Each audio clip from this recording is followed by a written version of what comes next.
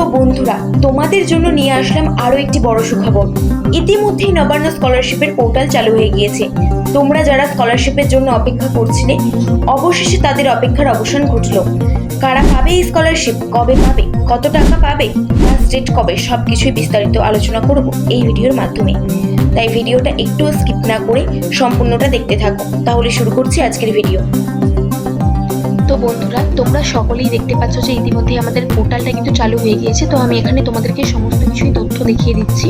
এখানে প্রথমেই আমাদের লেখা রয়েছে যে নবান্ন স্কলারশিপ অনলাইন অ্যাপ্লাই 2024। তার মানে তোমরা কিন্তু এটা কিন্তু নবান্ন স্কলারশিপটা সম্পূর্ণ অনলাইনের মাধ্যমে কিন্তু অ্যাপ্লাই করতে পারবে। তো এখানে তারপরেই রয়েছে আমাদের নবান্ন স্কলারশিপ লাস্ট ডেট 2024, অর্থাৎ আমাদের নবান্ন স্কলারশিপ জমা দেওয়ার লাস্ট ডেট কবে এটা বলে দেওয়া হয়েছে যে আমাদের 31শে ডিসেম্বর 2024। 31শে ডিসেম্বর 2024-এর আগেই কিন্তু তোমরা এই স্কলারশিপটা কিন্তু ফর্ম ফিল আপ করে দিয়ে দিও। অর্থাৎ এই পুরো বছরটাই তোমরা পেয়ে যাচ্ছ সময় ফর্মটা ফিল আপ করার জন্য। তারপরেই আমাদের কিছু রেগুলেশন বলে দেওয়া রয়েছে নবান্ন স্কলারশিপের। প্রথমেই বলে দেওয়া আছে যে it is started by government of West Bengal, অর্থাৎ এটা আমাদের কিন্তু পশ্চিমবঙ্গ সরকারের দ্বারা এটা চালনা করা হয়েছে।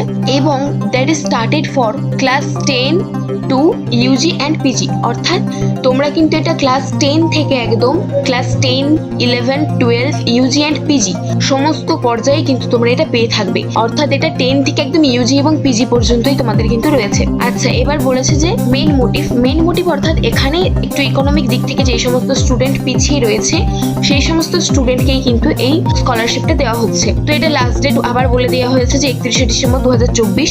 তো এটার অ্যামাউন্ট বলে দিয়েছে কিন্তু 10,000 টাকা পার ইয়ার। তোমরা কিন্তু এটা আবেদন করলে প্রতি বছর কিন্তু তোমরা 10,000 করে পেয়ে যাচ্ছ। তো এবার বলা হয়েছে যে এলিজিবিলিটি ক্রাইটেরিয়া কি, অর্থাৎ এখানে কিন্তু একটা এলিজিবিলিটি ক্রাইটেরিয়া দেওয়া রয়েছে যে application must be the permanent citizen of West Bengal, অর্থাৎ যে অ্যাপ্লাই করবে তাকে কিন্তু পার্মানেন্ট সিটিজেন হতে হবে।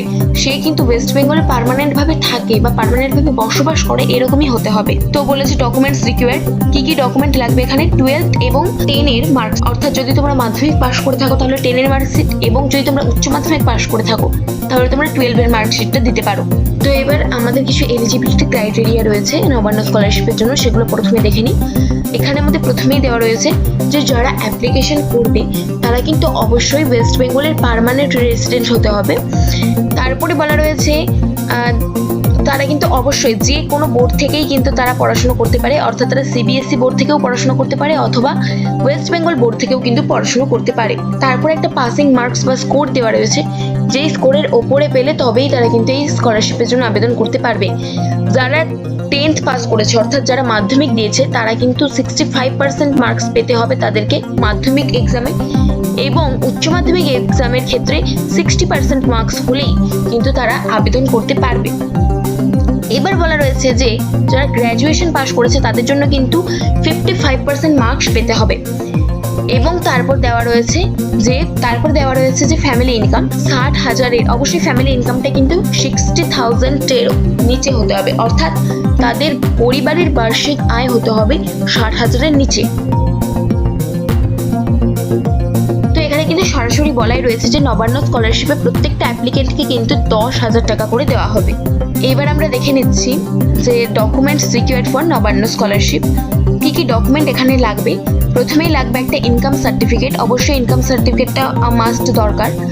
ক্লাস 10th মার্কশিট, অবশ্যই তোমাদের ক্লাস 10-এর মার্কশিট অর্থাৎ মাধ্যমিকের মার্কশিটটা তোমাদের এখানে দরকার। ক্লাস 12-এর মার্কশিটটা লাগবে, এবং কি লাগবে না মার্কশিট অফ লাস্ট কোয়ালিফাইং, অর্থাৎ তোমরা লাস্ট যে এক্সামটা দিয়েছো সেই এক্সামের মার্কশিটটা লাগবে। যদি তোমরা ইউজিতে পড়াশোনা করে থাকো তাহলে ইউজিতে লাস্ট যেই তোমরা এক্সামটা দিয়েছো সেই এক্সামের তোমাদের মার্কশিটটা কিন্তু লাগবে। আচ্ছা, এবার বলা রয়েছে ইমেল আইডি, একটা ইমেল আইডি অবশ্যই দরকার যেটাতে তোমার একটা ওটিপি নাম্বার যাবে। তারপর বলা রয়েছে ব্যাংক অ্যাকাউন্ট পাসবুক, তারপরে আধার কার্ড, তারপর আমাদের মোবাইল নাম্বারটা লাগবে, এবং লাগবে একটা পাসপোর্ট সাইজ ফটো। এখানে কিন্তু অনলাইনেই আমরা কিন্তু এটাকে সম্পূর্ণ অনলাইনেই অ্যাপ্লাই করতে পারবো। তো এখানে কিন্তু একটা ওয়েব পেজ দেওয়া রয়েছে, অফিসিয়াল ওয়েবসাইট, যেটার মাধ্যমে কিন্তু আমরা এই নবান্ন স্কলারশিপের জন্য আবেদন করতে পারবো। সেটা কিন্তু আমাদের এখানে দেওয়াই রয়েছে। তোমরা কিন্তু এই ওয়েব পেজের মাধ্যমে কিন্তু তোমরা নবান্ন স্কলারশিপটা সম্পূর্ণভাবে অনলাইনে আবেদন করতে পারবে।